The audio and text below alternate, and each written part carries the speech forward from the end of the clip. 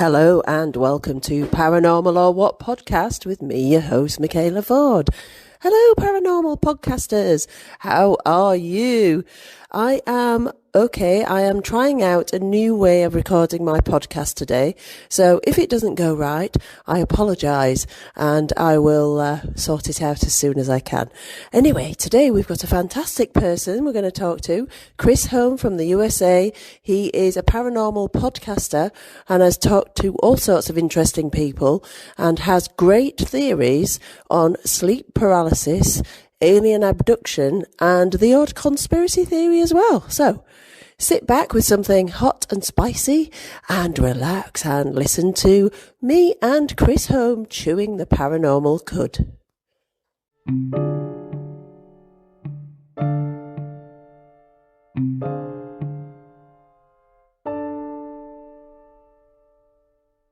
How are you? I'm doing great. My name is Christopher Holm. I do a podcast called Conspire a Theory. It's a very fun podcast for myself that I started about 6 or 7 years ago. Um, it's it's my way to sort of have a voice in this conversation and the grander paranormal scheme that seems to be going on right now.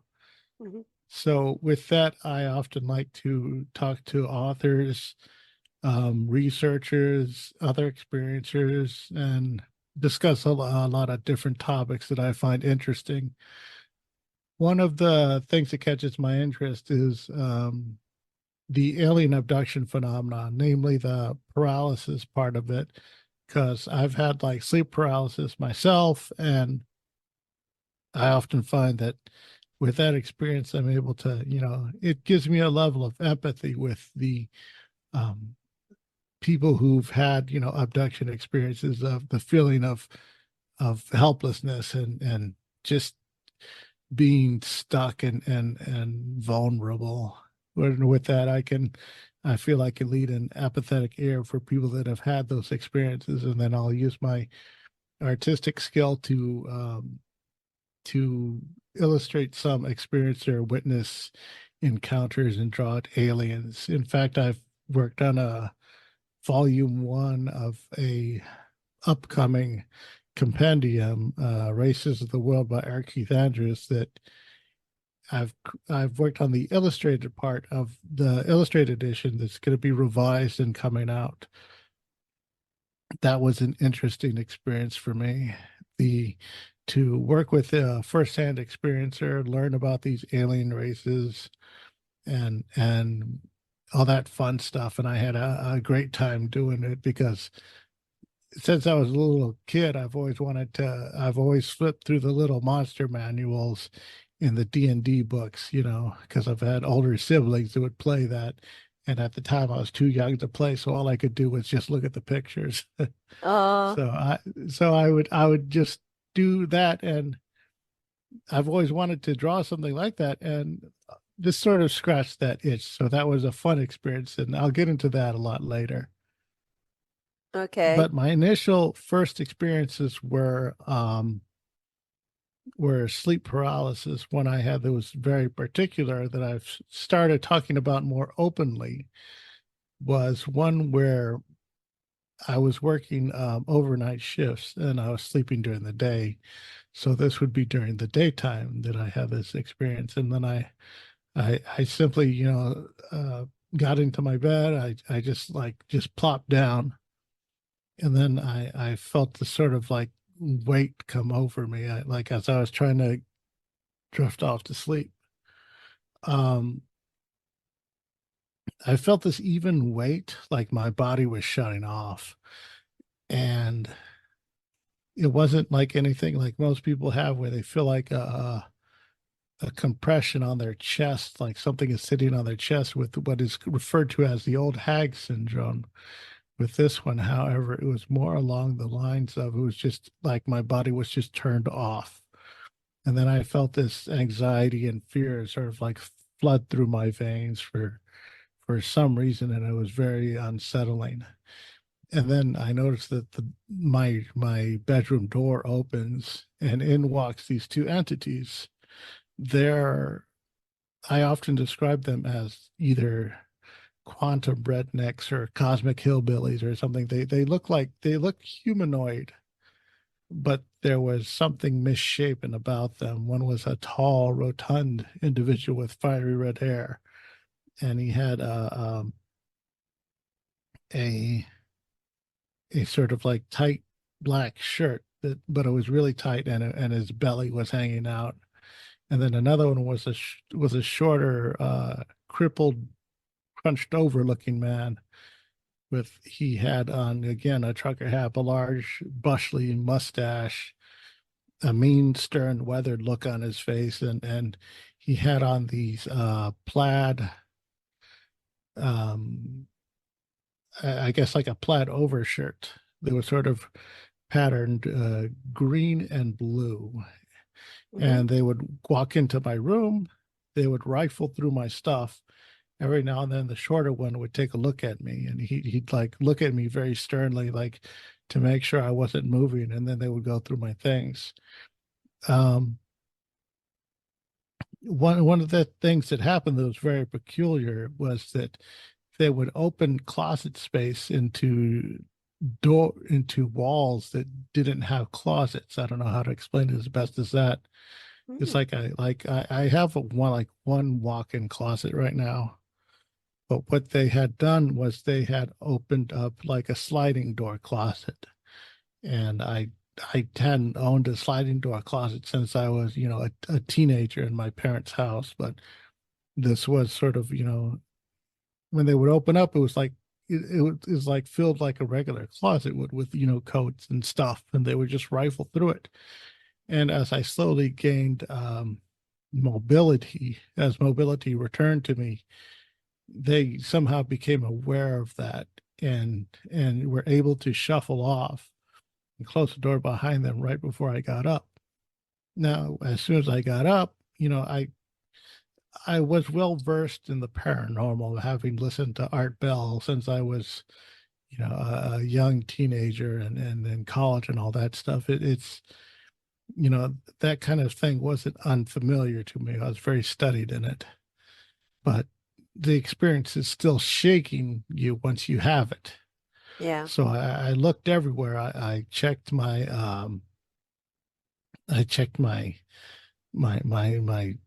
I had two layers of security, deadbolts and electronic alarms, and nothing was triggered. So there was no way for them to get out without manipulating something. And since nothing was manipulated, they pretty much vanished into fat air, so to speak. Yeah. And it was rather, unsettling for me. The initial experience, even though I can rationalize it and write it off, the experience itself was still nerve wracking, Mm. because I just had this sort of I experienced what was, two entities. A lot of people, since I've talked about it, when they wonder if those were like screen memories of some sort, like if it was like two other entities and they had simply masked themselves with that appearance, as I guess if they felt that that would intimidate me or subdue me somehow. Um, Yeah. since then, I've wondered if other people have, encountered these individuals. I've made an illustration of them, and it's on my Instagram. And it's just one of those things that I often, you know, wonder about if other people have sort of seen these sort of these things in their experiences. And as far, I don't believe that they have, or if they have, it hasn't been brought to my attention yet. So I often, wonder about that. It's just because I hear that there are like a lot of commonalities and stuff of that nature, where we see these familiar tropes and interlopers entering into various scenes of these things, and it's something that I'm often very curious about. So far, I haven't heard any feedback of people having encountered similar entities or personalities in either their sleep paralysis or waking experiences. And nothing has come back to me as of yet. but I've just only started, opening more about this experience so far. Yeah. So, uh, has that happened to you more than once then? Seeing those characters? It happened the initial first time, and then I believe the second time I felt a presence like behind me when I was having a sleep paralysis because I was sleeping on my side, and it felt familiar, like it probably was those two entities, like one of those two entities before. But other than that, I can't say that I've seen them again, other than that one-off, uh, that one-off experience that I can recall. Yeah. And It did it it, seem to go on for a long time? it Were they there for a while? it was probably 5 or 10 minutes, but because of the state that I was in, it felt like a lot longer. It felt like forever, of course, Mm. because I was, in an agitated state, and I was, on edge due to what I felt like was, it felt like my body had liquid fear pumped into it. I like I was, purposely influenced somehow. And I guess that is sort of the initial experience of sleep paralysis, that you are going to have a sort of, flood of like I guess sort of an endorphin flood or endorphin drop, but it's more along of a fear hormone of some sorts that just takes you on edge. Yeah, because I wonder whether if there's some sort of negative energies, I wonder if they kind of collect the fear from you, if you know what I mean. I wonder if their purpose is to make you really scared, and then they somehow, I don't know, harvest sounds a bit sinister, but take the fear from you. Is that their purpose? I wonder. Yeah, well, they appear their activities. They were clearly looking for something. When I go through and I went through all my stuff, I mean, it was hard to tell if my stuff was rifled with, because my drawers and cabinets are pretty, unsettled to begin with. So I really couldn't, have any evidence that anything was shuffled or trifled with. But they appeared to be in the act of searching, and they were searching for something, but they didn't want me to interfere. So I really don't know what it was. Other people like to speculate that they were probably coursing through time or space or something of that nature, that maybe I was falling through time, or I was experiencing, like, other people's experiences in the same place, or something of that nature. And I simply don't know what to make of it. I feel like these two entities were sort of their own thing, and some other theories have come to me that maybe they somehow, this was an abduction experience. They just spilled over their reality into mine, sort of flooded my room with their essence or whatever, and then, went about their, what would have been a typical abduction experience, except that's what I saw manifested instead of, typical grays or something of that nature. Yeah. Gosh. Well, that's quite a profound experience, actually. Yeah, for me it was. I can understand recalling it. It sounds, pretty humdrum, and it's not as fantastical as everyone else's. I know everyone, they seem to have like the fun, interesting stuff, and mine is rather boring and plain. Well, But I don't know about it's that. I don't know. You've got two sort of strange entities coming in, dressed in plaid, rifling through a closet that doesn't exist, looking for something. It's like something from a Stephen King movie. yeah, I can understand that comparison. It was, looking back, it's sort of a fun, goofy sort of thing.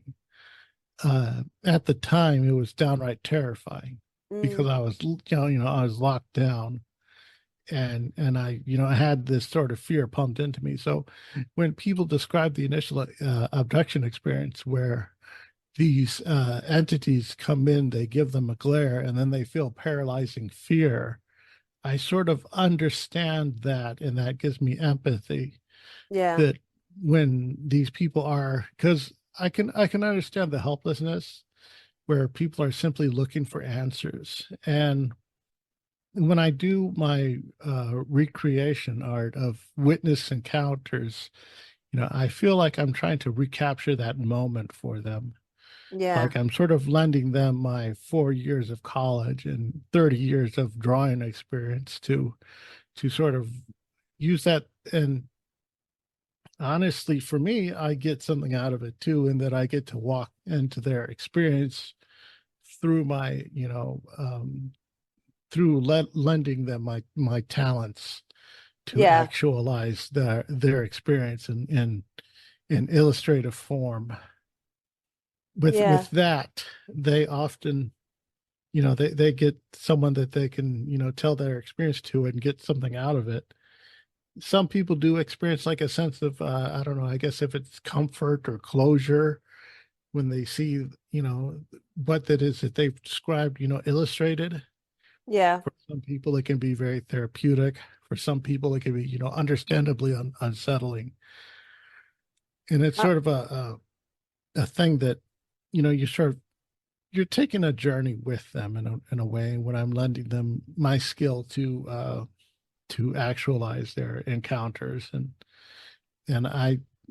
for me, it's a way for me to step, like I said, into their experience because yeah. I'm very curious about the phenomenon myself and I just don't know what to make of it. So I'm at the point I'm simply gathering more information and listening to people and the classic encounter.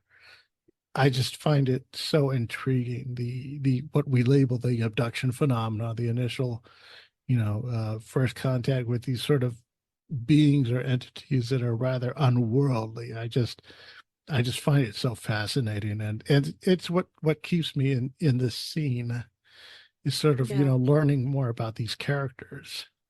Yeah. I was just having a quick look there. I found your Instagram here, which I'm just following now.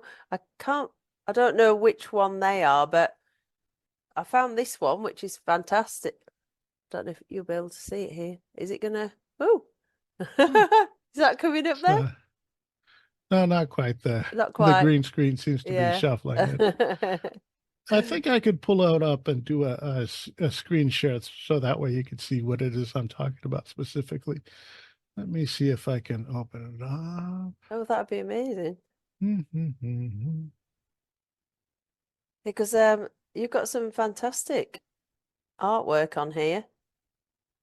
Okay, it says that you've disabled participant screen sharing. Oh, have I? It's probably because I Hmm. don't actually know what I'm doing, Chris. I understand that now. Um, I'm Let's very see if I, basic with this. Maybe we could maybe I could put them up on my Facebook page afterwards. yeah, I could send you them through Facebook. It is a sort of a actually, let me see if I can send one to Facebook through you right now. We'll just take a few minutes Okay. and I'll just get that taken care of. So are they the only two sleep paralysis episodes that you've had, or are they just the most sort of vivid? I've I've had other sleep paralysis encounters, but well, not really encounters where I've experienced sleep paralysis numerous times, but as far as experiencing like entities, I simply haven't. It's more of a this was the first time I've seen, or that experience was the only time I've ever seen anything. Right. I mean, I've because like I've said, where I've very studied in the paranormal. As soon as I feel a sleep paralysis, I learn, tricks of the trade to get myself out of it right away. Usually it's just a comfort thing where I feel it coming on.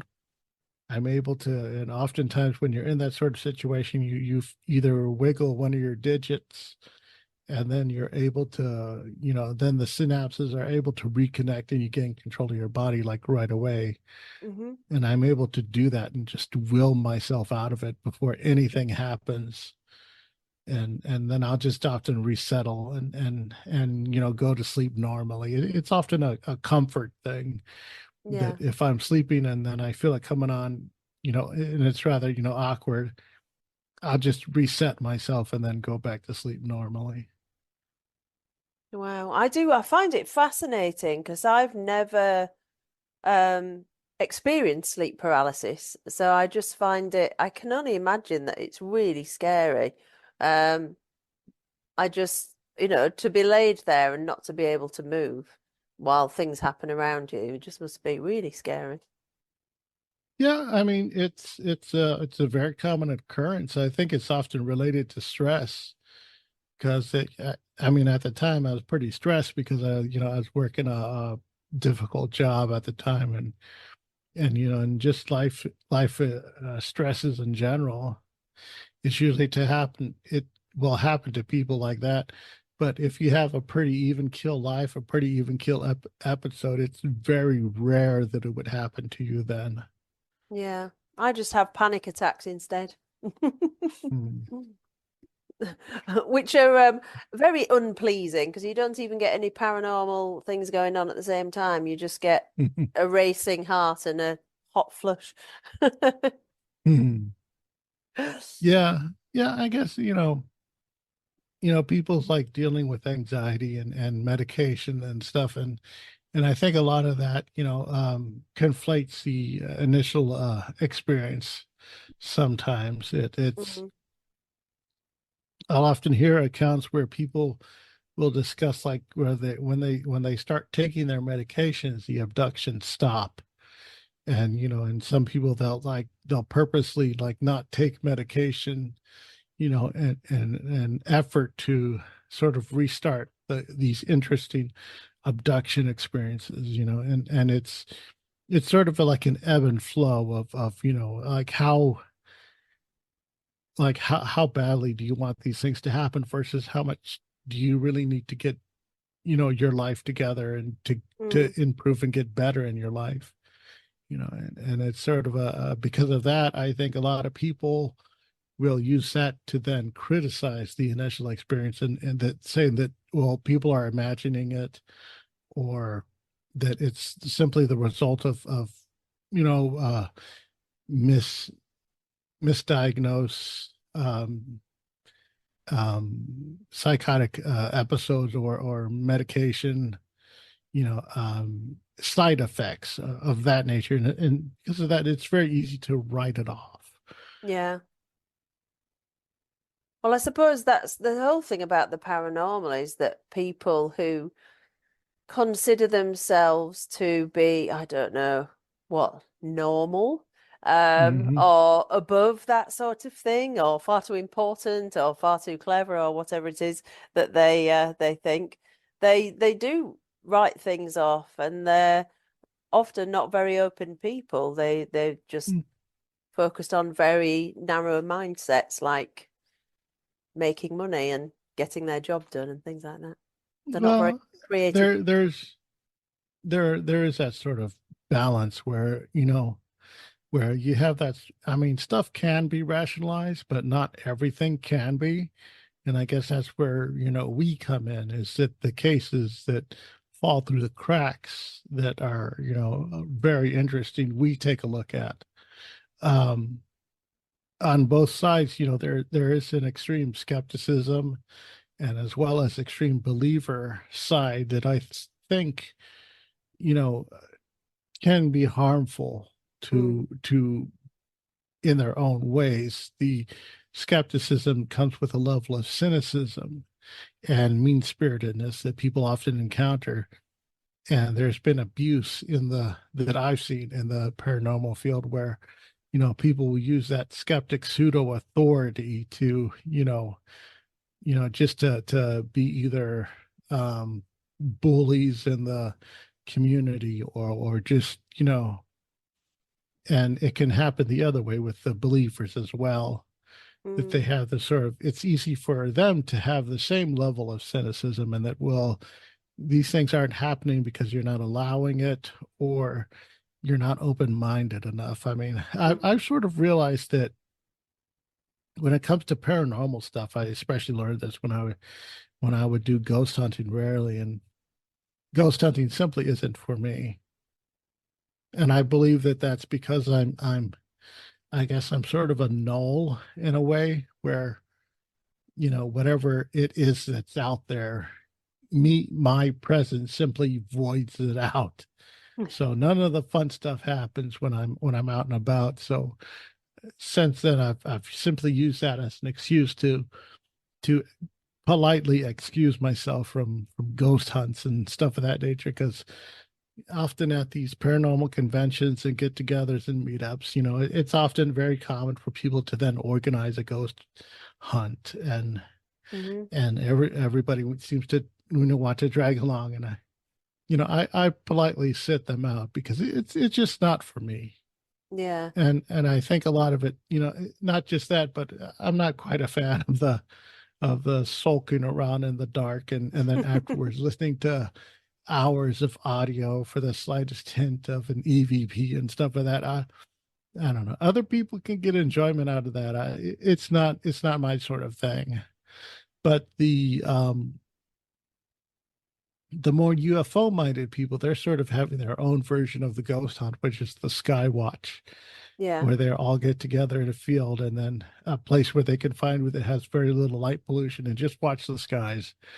And that, I find that is very fun and relaxing to me. It's just you're hanging out with people with similar mindsets, and you're just waiting for something to happen. It's sort of Yeah. the same thing, but it's just a different approach, and I rather like that more. It's more enjoyable. It's nice to just have like some hot chocolate and just sit under the night sky with friends and just watch things go along. It's very enjoyable.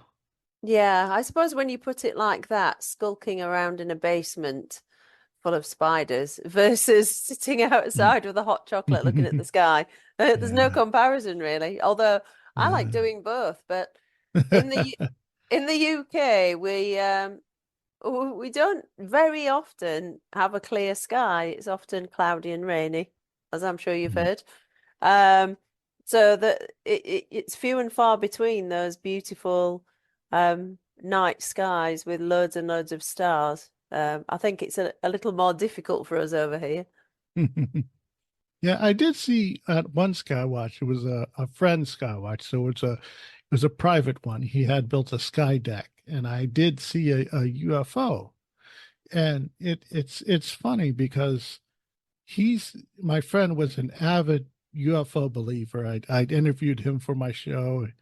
I'd read his book and all this stuff, and but when I saw my UFO, for some reason, something inside me, I didn't share it with him. I sort of kept it to myself, like it was a special experience just for me. And he had these night goggles, and I looked up through the night goggles. I looked up, and I saw what appeared to be like I didn't see the initial shape itself because it was against the night sky, but I saw three little lights that sort of did sort of like a triangular pattern. It was sort of like a 3 by 3, and they would like sort of.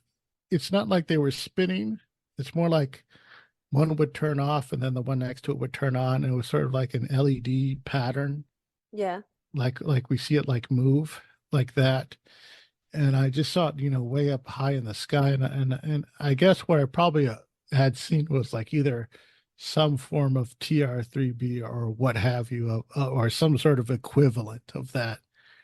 And but it was one of those things where I see it, it's happening, and I really don't know what to do with it. I really don't know what to do with that experience. So I just watch, and then eventually I get bored. It's like, okay, well, I can't look at this thing any longer, so I guess I'll move on. And it's like, when we see these things, it's like, what do we do with them? There was really no way for me to record it because of Well, one, I was thinking about it, and two, any equipment that I would have used would have just registered it as just blackness against the night sky anyway. So, Yeah. it's Is just there it? the crux of it all. Yeah. Is there any sort of equipment that people can take out? Because I to record things on, because I've got some night vision goggles, but they don't. You can't see anything in the sky. I think it's just out of range. And then I suppose you could use high-powered binoculars, but then it wouldn't record what you saw. Do you know what do people use to record things they see in the sky? Do you know? I really don't know. I'm sure that there are some uh new like lens attachments that people could just hook onto their camera that they'll use. Mm, And then they'll record through that, like special attachments that are made like specifically for phones. And I see those often popping around that people will create like they'll craft up some sort of makeshift peripheral that they'll then, hook onto their camera or to a phone or something of that nature, yeah, and then use that to record. I think some of the newer uh heat heat heat vision, I think they come with an option to record now, and stuff of that. And it's I think it's getting easier. yeah. It's not that easy to begin with, but I do believe it's getting easier as time goes on. And also very expensive, I think. When it comes to getting equipment, if you want something Yeah, that's no really doubt. good. Yeah. Yeah, no doubt, definitely. So you were going to talk to me about alien abduction. Um, Yeah, is that right? What were you going to tell me? Is it your experience or someone else's experience? other than my initial sleep paralysis encounter, I really haven't experienced abduction on that sort of scale. But I found myself so fascinated by, like I said, all the characters that people run into, Mm-hmm. from the grays to the tall whites to all of this stuff. So I tend to be, very studied and looking into the lore, and I noticed a few patterns that tend to come up. Mm-hmm. One of them is that it seems that the more that we learn about our natural world, the further the aliens come from. Like in the days of Betty Barney Hill, they came from, this constellation in the sky. Yeah. I believe it was Sirius or something of that nature. And yet, before Betty and Barney Hill, any abduction claims, the aliens would claim to either be from Mars or Venus. And then after that, they would then come from either other planets and either other constellations or other star systems, or they, from before it was, interplanetary, and then it becomes intergalactic, and Mm-hmm. now it's become interdimensional. The step has just gotten further and further the more that we learn. And the interdimensional stuff, I do find it interesting, and I find it most plausible because I used to really subscribe to the um, e- the extraterrestrial hypothesis, which was that they're coming from a planet, that they somehow have, you know uh, figured out faster than light travel of something, and then are coming here from other planets. I That's what I used to subscribe to at first, and then, given the vast distances between the celestial bodies, one of the criticisms is that then, in order to make a trip here, it would be, infeasible. Something that, because the distances are so great, and then when they get here, the time dilation, as we see illustrated in movies like Interstellar, that they would have to also be masters of time as well as space. Yeah. And then once you factor in time travel, it adds a factor into it that would then, if they're masters of time, then on some level, would they be then infallible? Because if they have control over time itself, then any mistake like an Aurora or a Roswell crash, they could just easily clean up and fix up and keep us from discovering Hmm. if it were truly authentic.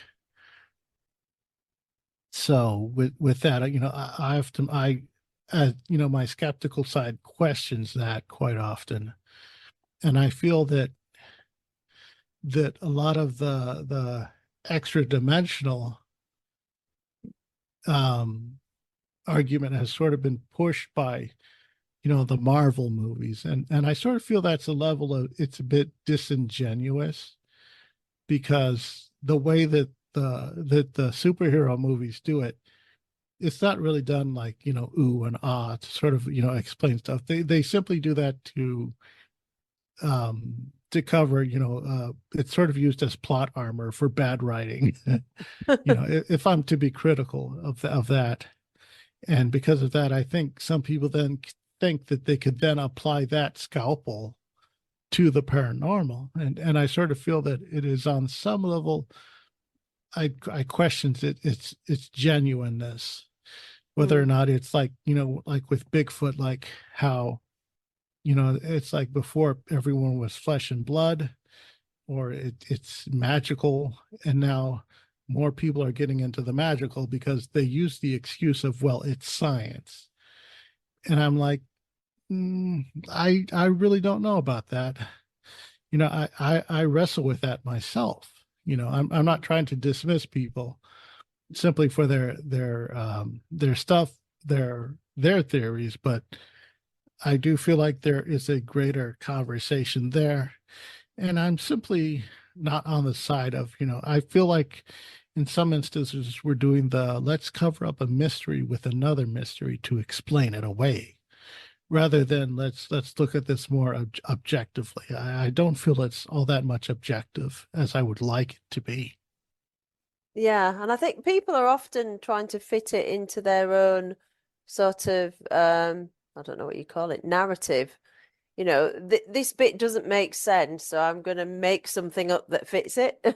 Sort of. Yeah, Do you see yeah. what I I mean, mean? and with the Bigfoot phenomenon, if it was a flesh and blood creature, I feel by now we would have discovered something with how much people are looking at it, whether it be accidental or, through intentional Bigfoot hunts, that tend to go on so frequently in our parks and recreational wildlife habitats, that something would have been discovered, that either a Bigfoot would have gotten hit by a car, or someone would have, caught one on a trail cam or something of that nature. And I just can't always buy the that that Bigfoot is so super smart that he can just outwit everything and everyone for generations, for over 80 years of active searches. Because even then, what were long to be thought cryptid species are often discovered by pure chance and accident. And I often wonder, because like there was this if I could bring up like a parallel, like you can't, no matter how smart or intelligent you cannot outsmart a bullet. And let me bring up the scene from this movie. There's this movie called RoboCop, Hmm. and in one of the scenes, one of the bad guys, he's robbing a gas station, and the attendant is behind glass, and the attendant is a young college person doing his homework, and then as the robber is robbing him, he's filling up his motorcycle, and then he says, it's like, what are you studying? And then the guy brings up the book, and it's calculus. It's an advanced calculus. He says, oh, you're pretty smart then. So do you think you can outsmart a bullet? He brings up that proposition to him, and I sort of feel like that sort of proposition is sort of brought up.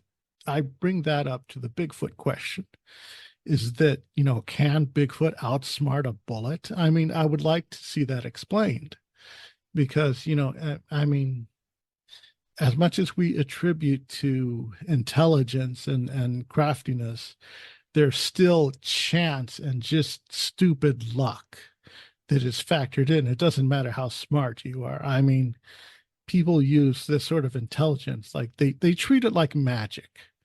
Like they'll use science and stuff of this nature, and they'll use like their a vague explanation of science and then apply it as a blanket and umbrella term to explain all the shortcomings in other personal theories. And I understand that there has been, like a lot of research in portal research and dimensional research, and a lot of smarter people say things about it. I feel like that information is often misconstrued by people to, sort of bolster their own theories. And I felt that on some level it's a bit disingenuous. And I'm not just saying that, just to attack people. It's just sort of like, I think we need to pump the brakes and really learn a bit more before we apply it to, our mysteries a bit, if I could. Yeah. Yeah. Yeah, I see where you're coming from. It's I often find that ever since I've got into the paranormal, I started off when I was a kid. I had an experience, and then I was reading books, and for the first sort of 20 odd years, it was just ghosts. I was just interested in Mm. ghosts. And then I started doing my podcast in lockdown. And then I interviewed all these interesting people who were into all these things that I'd never heard of before. And my mind sort of got blown apart by it all. And I feel Hmm. almost now, kind of all these years later, I almost feel like I know less than when I started. Yeah, And exactly. it's And like trying to unravel a ball of wool. It's just yeah, impossible. yeah, I understand that position. I have a friend who is a Fortean researcher, and she doesn't believe in ghosts, or she doesn't believe ghosts are what we think they are as dead people. Mm, And I do feel like a lot of paranormal, we get into these sort of patterns that I feel are somewhat unhealthy. Um, like like the paranormal community, I don't mean to get political here, but I feel like the paranormal community is so desperate for credibility that they will sort of like hero worship, or I think um, distastefully fetishize communities to do so. Like if someone is either a civil servant of some sort, like either a cop or a military person, they say, oh, this person has credibility. They're a trained observer. Therefore, their testimony is infallible. And I'm mm, like, well, we don't know that for sure. I mean, there's a higher probability that they're going to understand what it is that they're looking at. But even then, the memory is still fallible, and and it's still subject to cross examination and that nature. And also, doesn't matter how military or police or fireman a person is, they're still subject to being human and not mm. just fallible, but deceivable. They could be lying as well Yeah. for attention or whatever, just personal gratification that we've seen in the community with the more unsavory sort of scam happy individuals. And also, I feel like the paranormal community also in this desperate search for credibility fetishizes marginalized groups, sort of like we see with the Native American stuff in America and Canada. We fetishize these sort of Native Americans to I guess out of some sort of cultural guilt of some Hmm. sort to elevate them to the sort of supernatural status that whatever supernatural puzzle piece is missing from our picture, we could just plug in the Native American and use them as sort of to complete our picture, because like, oh, well, we treat them like they're magic. And I feel that is very unhealthy. That is no different than thinking blind people have superpowers because I read an issue of Daredevil. Hmm. I feel I use that comparison because it's simply I just feel at a time it's very unhealthy. And I understand people, they try to be so respectful, but in an effort of being so respectful, they become patronizing. Yeah. And it's unintentional. And there are, some people that they act with goodwill, but I think some people can take it a bit too far at times. Yeah. Yeah, and also I think maybe sometimes out of fear, I was reading just a random post. There was Mhm. somebody who joined a chat group on Facebook, and she was in the USA, and she was complaining that she thought she'd been cursed by a gypsy. Mhm. Um, and when I first read it, I thought, is this person sort of lying? Again, it sounded, I mean, sorry, I am very interested in Stephen King's books, and I've just renewed all my interest by watching loads of his films and stuff. So things sort of pop into my mind. But it just reminded me, she was saying I was cursed by a gypsy, and because I didn't buy the fake gold that she was selling. And so then I turned around and she was speaking in a language that I didn't understand. And since then, everything's gone wrong. And I thought, first of all, either you've taken that from a book, or if it is true, you're kind of giving supernatural powers to, maybe the Romani gypsy population when maybe they don't have them, maybe misconstrued that situation. But it's a similar thing. I think sometimes people who have been marginalized in the past, it is like a cultural guilt. Now they're held up on a pedestal, which is equally as damaging almost. Yeah, yeah, yeah. Um, It it yeah. it becomes I sort of like the term the bigotry of low expectations is then placed upon them, Mm, where they're sort of like you know like we feel like we're doing them a service by propping them up, but it's simply it doesn't really help anybody to do so. It removes merit from people from earning proper merit to elevate themselves. I mean, yeah, it's like everybody, I mean, in when we use the term like, Indian burial ground, or now it's Native American burial ground. Well, technically, the entire earth is a graveyard to someone at some time. It, yeah. it doesn't matter where or when. Like, as soon as a house is, quote unquote, haunted, the first thing that people go to is like, well, did somebody die in the house? And if we're to look at stuff like stone tape theory of that nature, where psychic events can leave an emotional impact on things. Well, with that right there, you don't need a body to leave an imprint.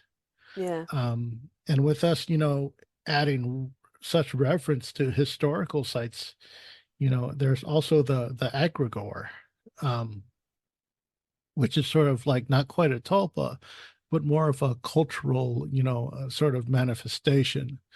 Because I think it was like I was talking about this with a former guest, and she had recalled that in one of the haunted hotels that they would frequent, there was popular stories of a little girl haunting one of the staircases, and that Mhm. she fell down the stairs and died. But there was no historical record of that ever happening. Yeah. And they tried so hard to find something that's even remotely close to it, but they just couldn't find any evidence of that. But because it was such a popular story, it became an egregore. Yeah. It became a thing that no matter what, even if people aren't looking for it, they'll find that.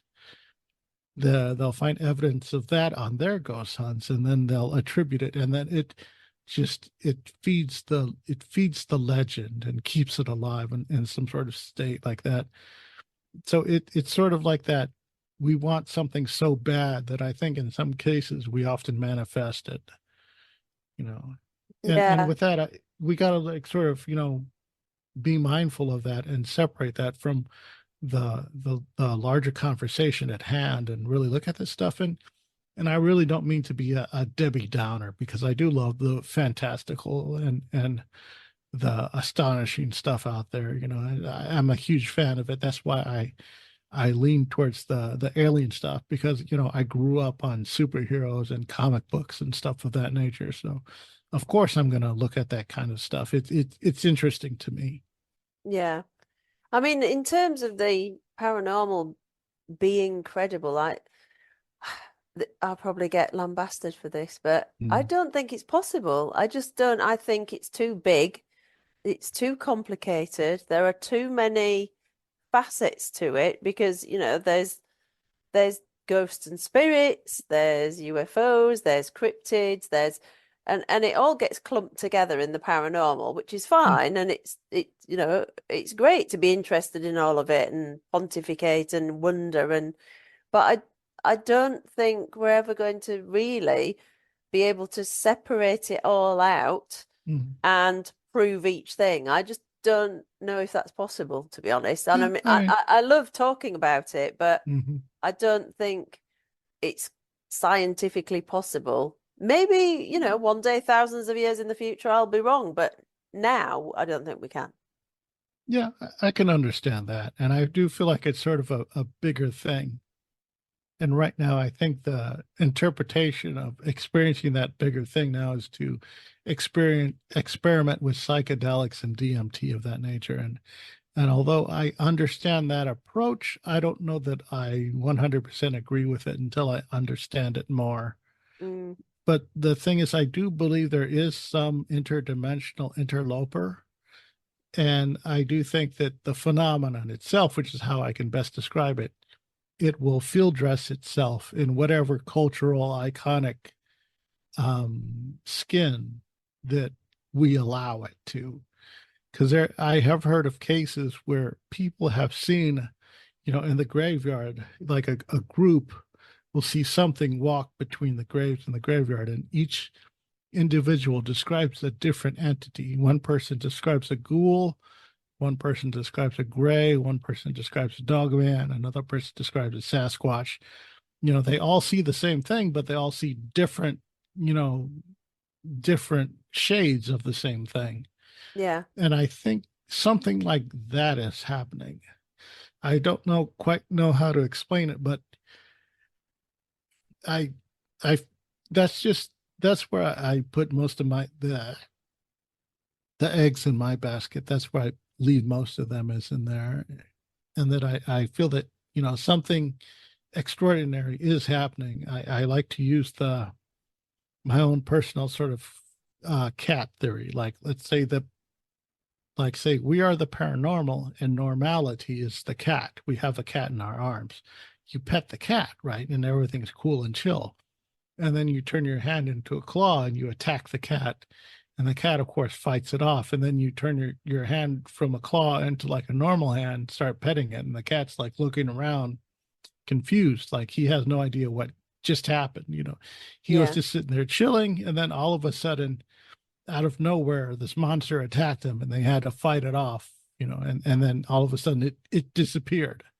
From his perspective, that's what he knows. And I sort of feel like the paranormal, in a sense, is sort of messing with us. It's sort of, it's sort of, I don't know if it's doing it intentionally out of malice, or if it's just, if it's something else that's simply passing through and we simply don't know how else to interpret it. So our mind sort of interprets it for us. Because I yeah, understand that there are certain levels of rays of things that we simply can't perceive because they're in different wavelengths. And I get that. But it's sort of a thing where I think a lot of the stuff that we do, sort of, you know, uh, experience. It's sort of like I gotta feel that it's our culture sort of shapes it in a way, and it's borrowing from our culture. And And it could be simply a thing where we have simply trouble perceiving it, as what it really is. So we sort of put the sort of cultural lens onto it because what has happened is sort of like what I feel like with the alien encounter stuff is there's sort of been a gentrification that I like to call it, where the grays have sort of gentrified the pop culture. The Most people, if they encounter anything, is more likely going to be either a gray or anything else. Whereas in the early 60s and 50s, before aliens were these sort of short Italian looking men. They had silver suits and bubble helmets, and they flew off in rocket ships. Yeah. And then they became tall Nordic people in blue suits. And now they're grays and these sort of creatures. And we sort of see that cultural evolution happen as the experiences stuff happen. I mean, some people still claim to have experiences with the Nordics and what they call the tall whites and stuff that were popularized by Charles Hall, and I find those personally I find them very questionable. I wonder if that's simply cultural influence. Mm. If people are being deceitful, then they're borrowing from old lore to simply canonize their own spin on it and insert themselves into the story, or whatever it is out there is aware of this sort of deep lore and simply manifests itself as that. Because in abduction encounters, people recall seeing Bigfoot on these spaceships. They recall seeing dead loved ones on those spaceships. So, I mean, even though Valiant Thor is most likely a fictionalization by Frank Stranges, that could, in my own little theory there, that leaves the possibility that someone could encounter an entity claiming to be Valiant Thor because they know the phenomenon, knows it holds relevance to the person that it's interacting with. So it could probably claim to be that, like when there's like these baby like a baby um eagle will often feed it with a puppet that looks like the parent eagle. Yes. Yeah. So, according to the eagle itself, it doesn't know any better Mm. because its perception is like, well, this thing looks like me. It kind of smells funny, but it looks like me, and it's interacting with me, and that could account for entities like the Sandown clown or another thing that was referred to as robot grandma, where someone had an encounter with like an elderly person that just seemed kind of off and rather robotic. Yeah. And then of course there's the Sandown clown, which was sort of a very alien type of outworldly entity that that a bunch of kids encountered. I mean, who knows what they really encountered, but that's just how they were able to best express it when they later talked about the encounter. And it just, Yeah. like I It said, could. mysteries upon mysteries. Yeah. I mean, it does make sense in a kind of weird way that, if they don't look anything like something that we could cope with seeing, you know, it would make sense for them to change their appearance to so that we're, although still completely freaked out, not so traumatized that we're no use to them for whatever it is. I mean, um, every time I hear of the Nordics, I just have a picture of Legolas from Lord of the Rings in my head with his white flowing hair, and Mhm. pointy ears, and that's just how I imagine them. Mhm. And so it's something that we can cope with. So yeah, I mean, it makes perfect sense. I mean, they might be. Have you ever? I don't know. Do you get Doctor Who in the USA? Yeah, we do. TV show? Yeah. I So think like, I think I stopped with like the first season of Matt Smith. After that, I kind of dropped off. yeah. I lost interest. It I was there for like the Eccleston revival, Yeah. and then up to the first season of Matt Smith. Then that's when I dropped off. Okay. Well, some of the monsters in Doctor Who are quite grotesque, aren't they? So if you imagine, Hmm. I mean, even what the Daleks really look like is really Yeah. horrible. So if it was something like that, you could kind of imagine that they would change if they had the ability to change their outward Well, appearance, then they would. the yeah, it is possible that these entities could be interacting us through peripherals. I think there was this one encounter, the guy who does the Love and Saucers. I forget his name. He was a painter, and he would paint these naked, muscular women with the gray faces, and they almost look like masks. And they're very fascinating. His name eludes me. It's something with an H. But anyways, the point is that during his initial encounters with an entity that he identified with most, that he referred to as croissant or crescent, no, not croissant, crescent, uh, he would have direct relations with this entity, but every single time there was a mantis being in the corner watching them, and that's rather off-putting. So I question, well, what if he was really interacting with the mantis, and the entity that he knew as Crescent was simply a peripheral that was Mhm. being used or manipulated by the entity to extract whatever resources that it needed from him, if I could be as G-rated as possible on your show. Yeah, yeah. No, it's fine. and Yeah. and that's a theory that I think happened, because he sees these two entities as two separate entities, whereas where I have to then beg the question, is it really one entity, and the other one is simply an extension of the first one? That's just one of my personal theories. I it's, and that sort of stuff makes me question everything else, like with all the grays and stuff. Like right now, 3D printing has come to prominence, right? Mm. Everything is 3D printed now, and if these drones tend to come over, it is totally possible that they would then, that they could then easily, just scoop up resources someplace, either water or wherever it is. UFOs go through water, they scoop that up, they scoop up minerals, and then they 3D print these grays, these bodies. They just, because that seems to be what happens whenever anyone comes into one of these ships. They know it's illuminated, but they can't tell where the light comes from.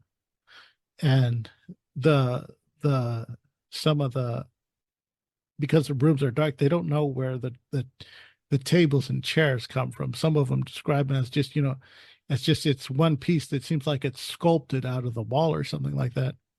Whereas it could just simply be extracted from the floor or whatever. Yeah. And then they throw them on that. And then the grays themselves could be, 3D printed by the drone, the ship itself, because some people describe the ship as alive. Well, probably how we interpret it would probably seem alive, or maybe it actually is. I don't know. But the same thing, but also by that merit, fire also exhibits, quote unquote, life. It consumes, it creates waste, it reproduces, but it's an element. It's not, we can't really consider it alive Yeah. by our definition, even though it mimics a lot of what we consider life. And maybe that's the same for these drones. They somehow mimic life. And then that they come in, they get whatever resources or studies, whatever it is that they need, that scoop right back off to their home planet, or send, the information back to whatever the source is, like our drones do when they scurry across Mars. Mm. I don't, it's a theory. It's an out there theory that I often, play with and look around, because I don't want to dismiss everyone's encounter, because as far as I know, the facts don't line up. Yeah. But at the same time, I don't want to rationalize myself. I want to see if this could work how would it work more plausibly than just blanket, oh, science slash magic, or it works because Native American people are magical, or it works because cops never lie, type of thing. I, Mm, I need a broader, better explanation than that. It just does not cut the mustard for me, as we yeah. say here in the States. Yeah. Yeah. I sort of it makes you wonder. I can imagine that if there were different species of aliens that they kind of meet up somewhere else and say, "Oh yeah, you're going to go down to Earth and speak to those human being things. Oh well, you better you better get dressed up as a grey because that's all they can cope with. So you have to you have to dress yourself as a grey if you're going to go and speak to the humans. Um, Yeah, it would be quite interesting. yeah, I do see that parallel in many of these upper tier experiencers, Mm, the ones that, because there seems to be this pipeline from experiencer to guru. And the more guru S types, they do report encounters with sort of a governing council of sorts, if they're allowed that high up into the echelons of the alien society. I don't know what to make of that. It seems every single experiencer seems to have a different type of whatever it is that this governing council refers to itself. It calls itself something different when with every single person. I don't know if that's if either people are being deceptive, or maybe these guys are like, well, they're gonna talk about us and write about us in a book, so we better give them something that marketable, so that way they don't violate the copyright of other people's books. Maybe yeah, they understand our literary maybe. laws, or rights, or copyrights, or Yeah. something of that nature. Although But when the you, point is, yeah, sorry, go on. yeah, but the overall point is that, yeah, people are seeing these parallels, which means either everybody's lying, or there's a governing truth to that there is a sort of this thing. And I do believe that what happens with the grace now is that I sort of sometimes see the grace as sort of like this packet of sea monkeys, that whatever it is, that when they come up here, every single, you know um upper tier alien race, from Nordics to Mantis, they seem to have their own little flurry of grays that they use. And I wonder if there's like some depot someplace where they just pick them up like a packet of sea monkeys and grow them, because that Yeah, seems to be the case. And a lot of people who get into the more Nephilim and demonic route tend to think that they're simply androidic constructs, that they probably are grown, and whatever, spiritual entities then enter them to then manipulate, us in a way, to appease themselves. And I do, that gets down to another rabbit hole when we enter in the spiritual aspect, where we start attributing, ghosts and souls to these creatures as we know them. wow. My mind's blown now. Yeah, I Um, know, it's a lot to take in, and with that, again, like I said, like I need this stuff to make sense. So that's how I best interpret it until I learn more. mm, Because if someone, I don't want to, because I know that there's, in this field, there's a lot of guruism and deception, and some people, this stuff goes to their head, and it people are often, they become susceptible to their own egos, yeah, whether they like it or not. Like with the, I think the secret space program super soldier people, which I find those accounts fascinating, but because of legal litigations of one of their own, who turned out and sued everybody, now all of them are feeling discredited, and it's hard for that narrative to gain any traction now. mm, And it's sort of like slowly coming back, and people like sort of have to manage themselves a little bit better, or be a bit more coy with it, because a large deal of their lore was, written off as trademark by an individual who simply wanted to make a buck and just sued everybody that he felt entitled to. And because of that, and it doesn't help that a lot of the people in these instances that follow that narrative tend to be mentally unstable. There Mm. was a case where I think it was some guy who was one of these guys. He had either shot his girlfriend in the face or something of that nature, and like I said, I mean, this field does attract nefarious characters, unfortunately. Yeah. And it's just a thing that we have to keep up with. But at the same time, we're sort of doing ourselves harm by not policing ourselves as much, because again, no one wants to be the bully. Yeah. And that, unfortunately, that lack of gatekeeping, within reason, is what usually destroys most communities. I mean, anything Yeah. from like because I've been like a part of a lot of communities, from or as I like to call them, fandoms, be it the furries and the anime people and all this stuff, and you're going to have strife with drama. It doesn't matter what you're into, there's going Yeah. to be drama. And and navigating that while trying to get ourselves taken seriously can be very difficult. And then with like lawsuits and mentally unstable people committing murders in the field, murder, suicides, and all that stuff, it does sort of, it does hurt all of us from being taken seriously, because then people would say like, well, these people are crazy, here's a case by case basis, or if they're talking about this subject, they're most likely lying, because these notes, because this here is fictional, and they simply borrow and swap lore from one another. And I get that. And we do have our hardened skeptics who use that to dismiss a lot of people in the field.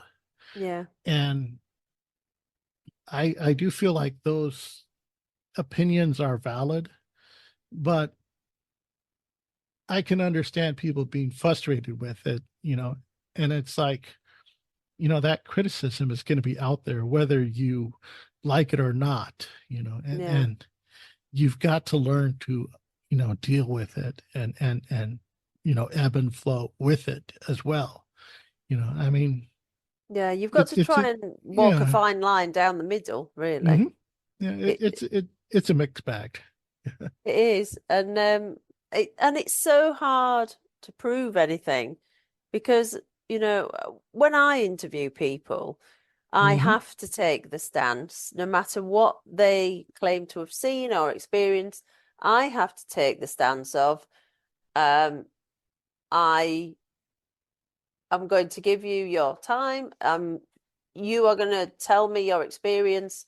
I am not going to pass judgment on that experience because it's Hmm. not my experience. I wasn't there, therefore I can't make any sort of judgment about it. All I can do is listen to you and talk about it and explore ideas. But it's very, very hard to have any concrete proof about anything in the paranormal. So when it comes to people claiming to be experts and gurus, I find it very difficult. I find that really hard because it's like, what are you proving? You can't prove anything. You're just like everybody else. We've got our story to tell, but nobody can prove what happened. Yeah, Um, I feel that the stories people that the stories that people tell, even the ones that have been proven to be frauds or suspected of being frauds by, the more larger skeptical community, I do feel that all those accounts are valid, mhm. that they serve, you know, if just in our carvial purpose, because it is important to know like all these people's experiences and accounts. And if I'm curious about a person's account, I'm curious about it. Like I'll dice it apart in my own way to sort of try to help it make sense as I can best interpret it. But that's just me, approaching it. That doesn't mean that whatever this person claimed happened to them did or didn't. Yeah. Because I'm just listening to the story, and I listen for certain story beats, and I'll hear like familiar ticks, like if anyone mentions Valiant Thor or encountering Valiant Thor, that for me, it may be a red flag, but then I'll still, that doesn't mean I'm going to call them out. I'll still Yeah. hear them out because I'm curious in the encounter and see where it leads. Because like I said before, Valiant Thor is sort of an iconic character, whether he's fictionalized or not. I mean, until I actually meet the guy, then I'll know. But for the time being, so much there's a good argument that he's probably fictional. But that being so, that's what people claim to encounter, and so I try to keep that in the back of my head, as I listen to these people account, because I still find the accounts intriguing. Yeah. I was about to say entertaining, but I don't, I don't want to sound like I'm making these people simply dance for my amusement, Mm. but it simply is that I am intrigued by the encounters, and even though there are some that I feel are extremely far-fetched, you know, if someone's got like a decent enough personality, I'll still have a conversation, Yeah. Yeah, me too. That's how I yeah. feel. Hmm. Um, the only thing that like I said, the only thing I find difficult is when people claim to be experts in a field that you can't be an expert in. Um, Yeah, I because it's I also I I got subjective. something to say about that. It's that there's this presumption, and it's with good intent, Mm, that if someone says they're an expert, that they're not, or stay away from them or whatever. And the thing is that because this field is still evolving and so new and not taken seriously, I mean, you can't help but what people call you. If some people that are regarded as experts, they're simply just well spoken. yeah. I mean, I've been labeled a researcher. I don't consider myself a researcher. I've been labeled an investigator. I don't consider myself an investigator. I'm a podcast host who talks to people. That's Hmm. it. Yeah. But because of my, I guess maybe it's the halo effect, which is because I'm a skilled artist. That then, oh well, he must be, an expert at the lore and stuff like this because he's so skilled at it. That one skill then leads on to other skills. That because he's good at this, he must also be good at this and that. Yeah. I understand that. And because of that, even at times I will get labeled an expert. And it's just, and I can't stop that.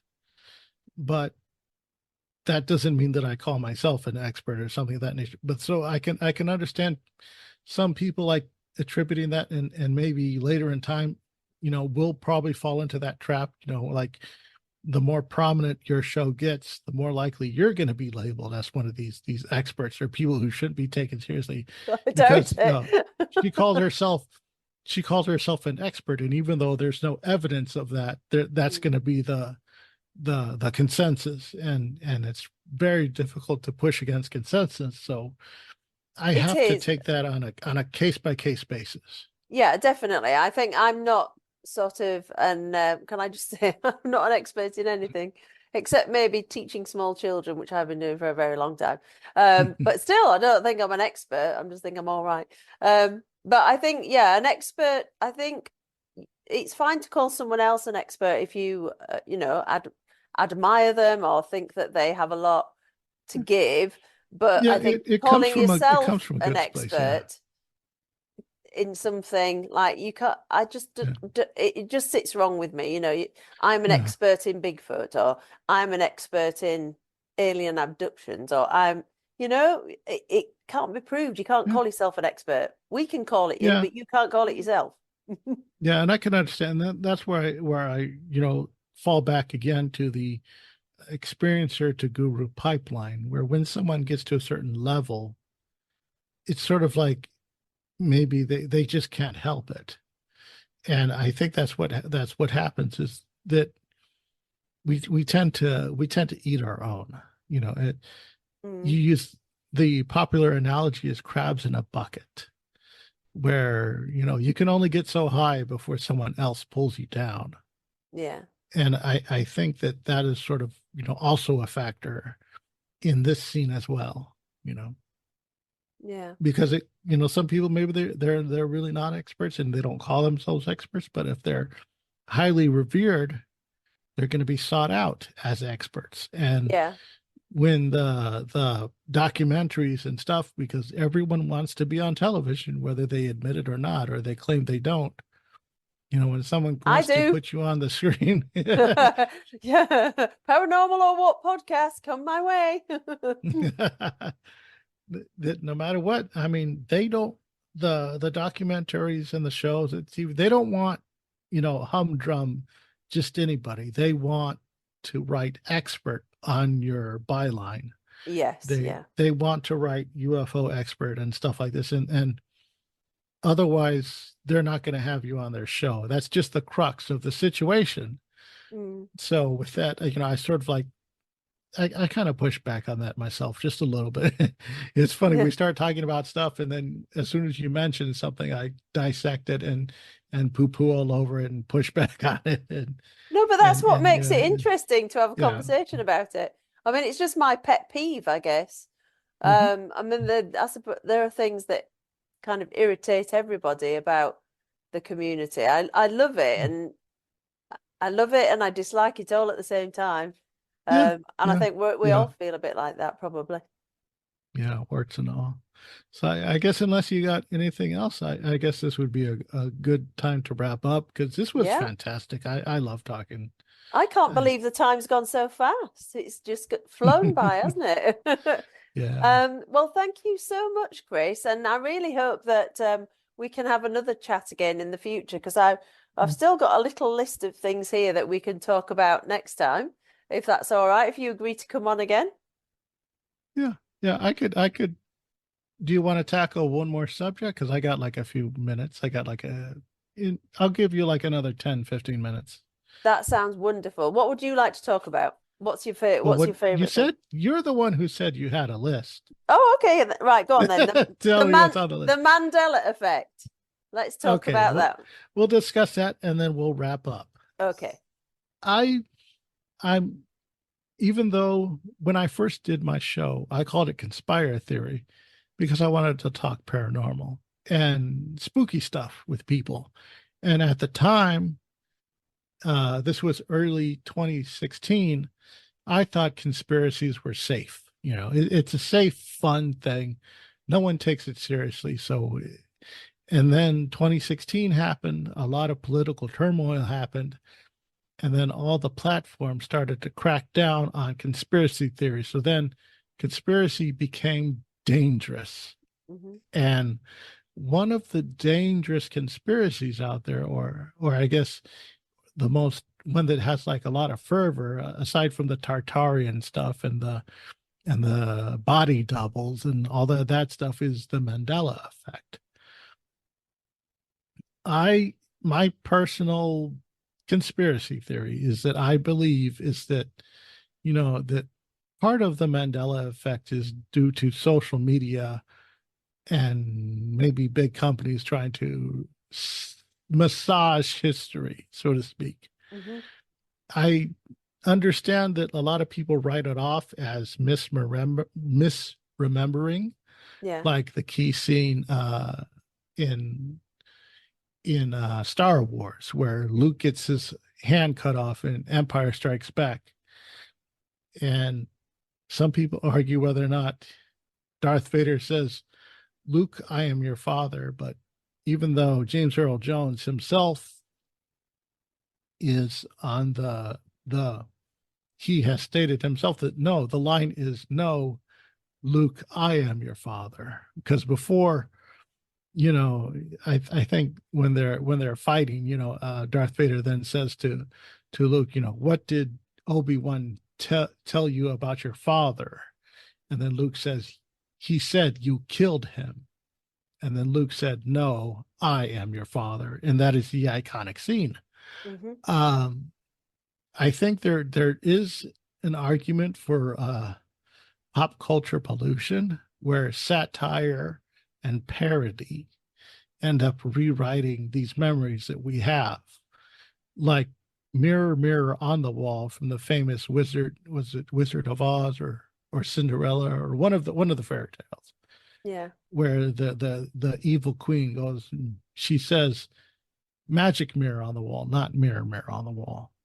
Oh, And really? Is it we Snow all, White or yeah, yeah, we Cinderella? Yeah. all, yeah, I think it was Cinderella. No, not Cinderella. Snow Snow White? White. Yeah. Snow White. Yeah, we remember it as Mirror, Mirror on the Wall, and that could be because of satire and parody. That could be it because, and it's not because of some people suspect licensing and copyright issues, when it very well could be that when the scene was parodied, the actress or whoever was playing messed up their lines and instead of saying magic mirror on the wall, simply said mirror, mirror on the wall, because it sounds better, Mm. you know, and that I think accounts for some of it. Some of it I also think is, again, us remembering it.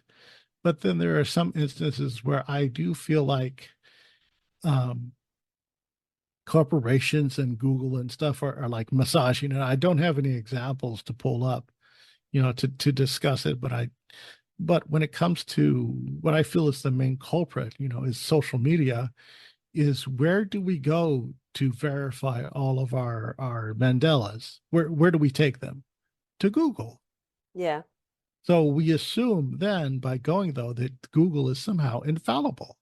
Hmm. But what if it isn't? What if it is massaging it? Because search engines have been known to massage results to their preferential sponsors and outlets, and they have been shown to suppress certain information that's not politically expedient and stuff of this nature. Well, what if that extends to what we now interpret as Mandela effect is simply whatever algorithm out there gently massaging information? That it's not that we're wrong or we misremember. It's just that the record that we trust is flawed because we we don't think anymore. We don't.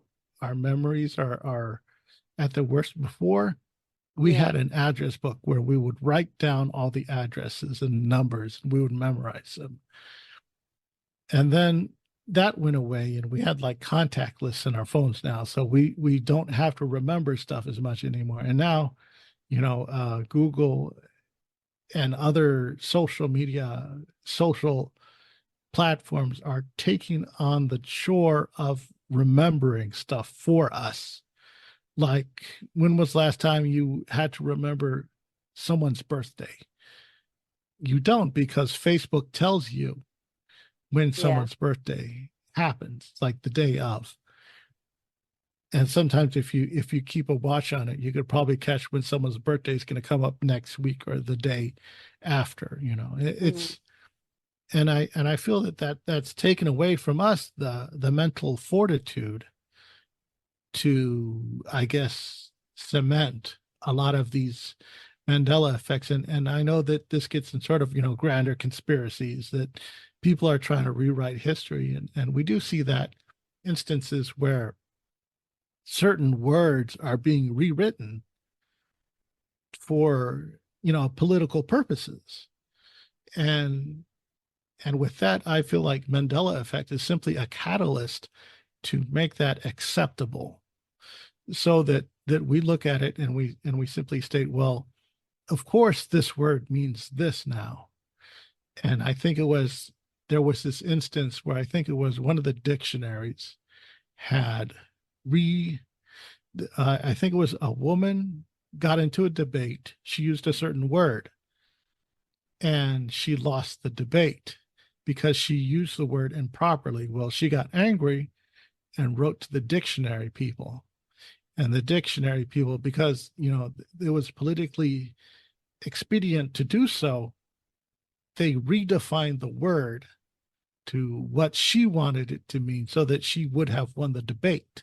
What? And it there's like a lot of political weight to that I'm not going to get into, but you can find it out.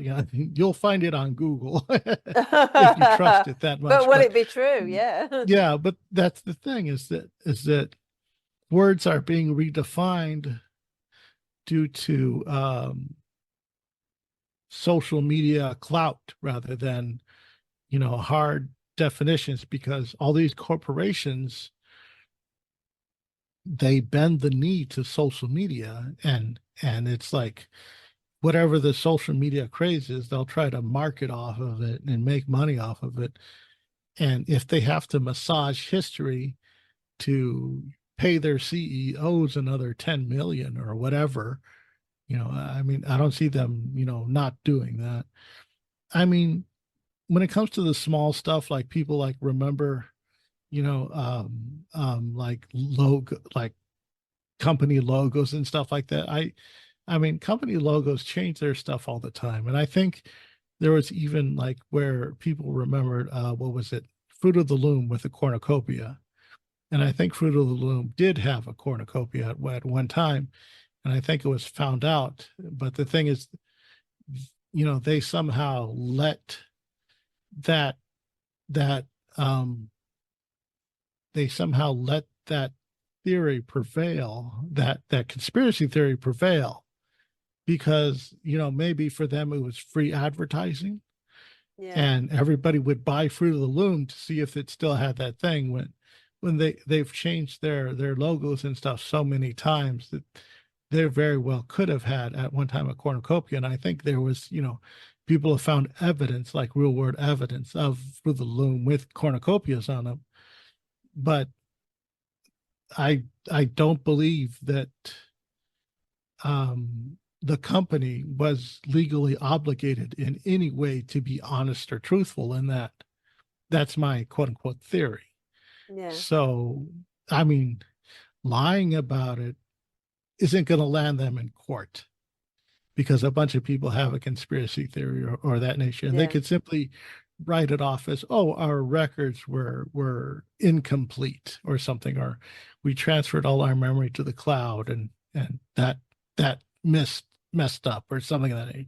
There's always a write-off for Yeah. these larger companies. And I think because of that, and I do feel like Mandela, like I said, is being used as a catalyst to make us fallible and more dependent on these services, so that way, we subscribe to all these things now. I mean, I Yeah. remember when you could just buy a software program and that's it.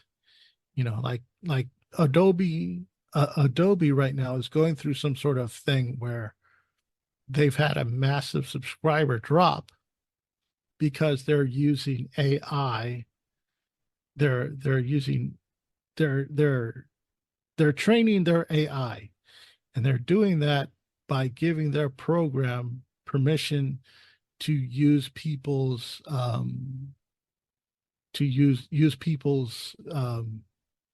source material. They're what they create with Adobe Illustrator, their files. It's giving them access to their files.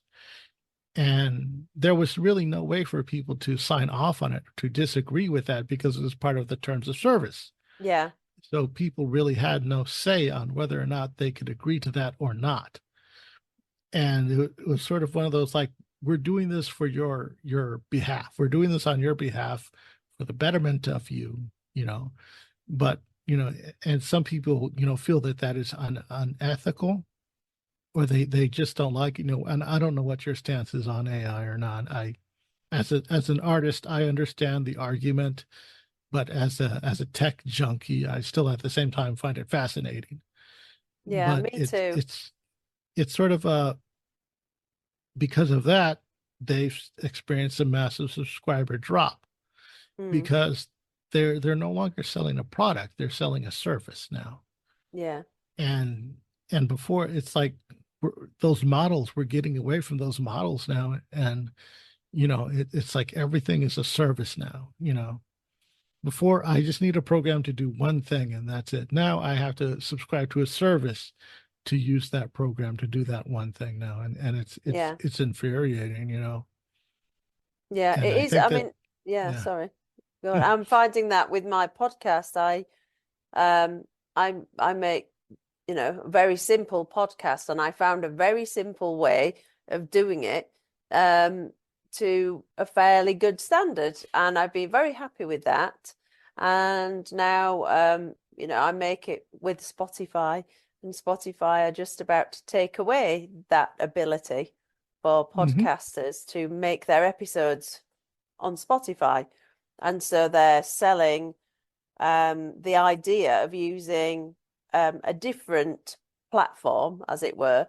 But Yeah, yeah. I the think plat they've switched over to Riverside now. that's right, yeah. But when I Yeah. looked into Riverside, it's got lots of AI, and it's more than I want, and it's more than I need. I don't need Hmm. all of that. I just need something really simple at the moment. Yeah. Um, and so it's kind of putting me off. And I just think, I'm not quite ready yet for all of Yeah. that, because I'm not a tech geek. I'm just, Yeah.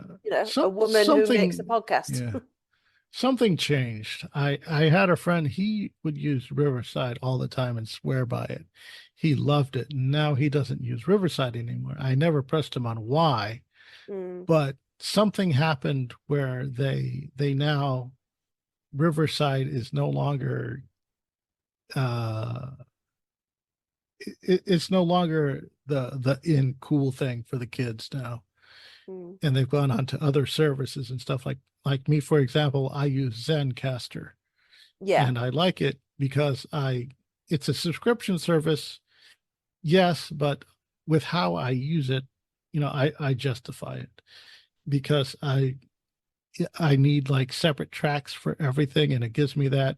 And then it also has like a video option that I use, and I think I'm like allowed a certain number of videos, but with how sparsely that I use it, I don't go over the limit. So yeah. I'm not paying anything extra for that.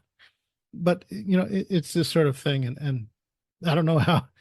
uh, I guess I segued from Mandela to service to subscription services. I I don't Seamlessly. know. It's all you know the social media stuff that we're entering like a crazy stage where I think our technological prowess has outgrown our capacity to use it.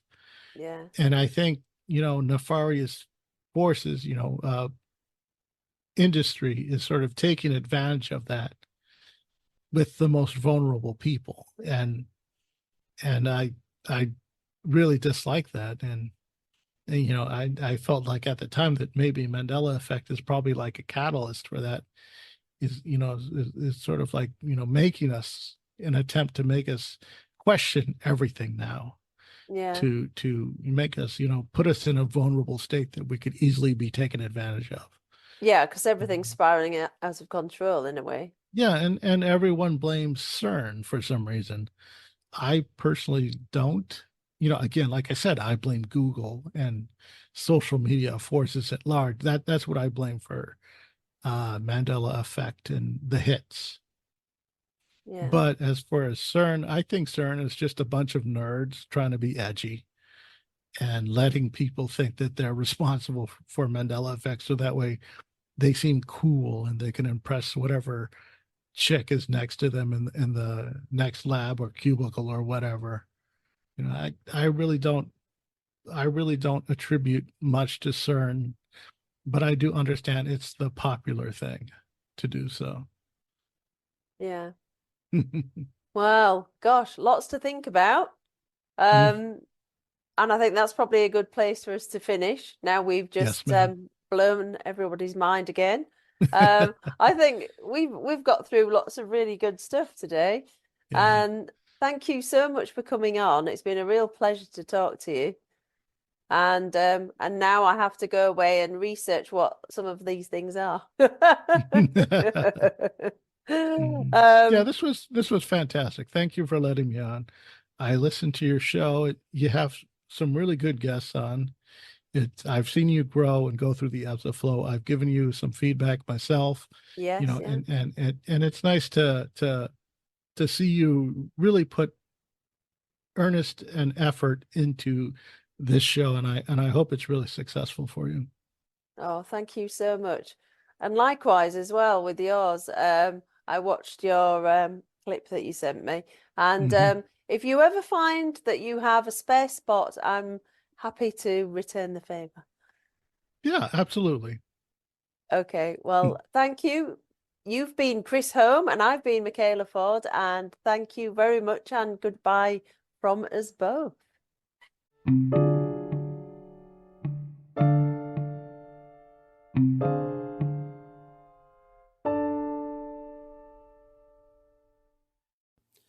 Thank you so much to Chris for that long and very enthralling interview. And it's just amazing, isn't it? The thought of sleep paralysis just makes me come over all funny. And I've been lucky enough not to have an episode of it. Have any of you had episodes of sleep paralysis? If you have, then let me know on my Facebook page, Paranormal or What Podcast. Also, you should go on there because we've got loads and loads of members. We've got a couple of thousand members on there, and we have some really interesting chats on the Facebook page. So why don't you go over there and tell us about your experiences? And you never know, I might be contacting you to come and speak about your experiences on the show. That'd be amazing. Speaking of those sorts of people, I had a very interesting contact with somebody this week. So what happened was my friend, who lives around Halifax area in West Yorkshire, went to see the Uncanny live show in Bradford last Saturday. And lo and behold, Evelyn Hollow, who was talking about local paranormal occurrences, told my story. Can you believe it? She told my story almost word for word, he said, about the 3 hooded figures that I saw when I was a child at school. And so he messaged me, and then I've been onto the Uncanny fans Facebook pages, and people have been really interested in the story. So that's amazing. I actually gave Evelyn my podcast card last year when I went to see them at Worthing, and I bought a book and had it signed. And I never thought that she'd listen to the podcast, but she must have listened to at least the first episode. So if you want to listen to my origin story, you have to go all the way back to episode 1, I think it was, of Hellos and something or others. I can't remember. I think it's episode 1. So off the back of that, I got chatting to some of the other fans of the Uncanny podcast with Danny Robbins, and they were asking me whereabouts my experiences were. And I got talking to a lady who said that in the wider area, not exactly where I was, but in the wider area, her son's friend had a very scary experience where they were out walking a dog and they saw what they thought seemed to be an upright standing dog, like a werewolf. And it scared them so much that, of course, they ran home. So the very thought of that is just absolutely terrifying. And the same lady told me about a night or a day when she was out in a cafe and a cup flew off the table with force and landed under another table's chair without breaking. So that was a very strange poltergeist activity.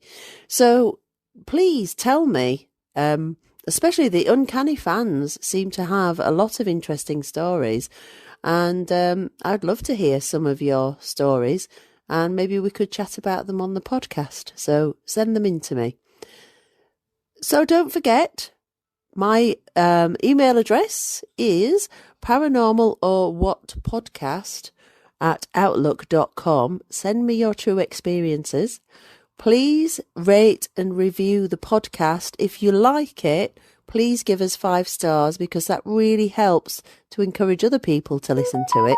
And you know what? we're actually getting more listeners. So well done to those of you who have been rating and reviewing the podcast already. That's fantastic. Tell your friends about it. Tell them to join. Tell them to listen. And let's get this little tiny UK podcast on the map.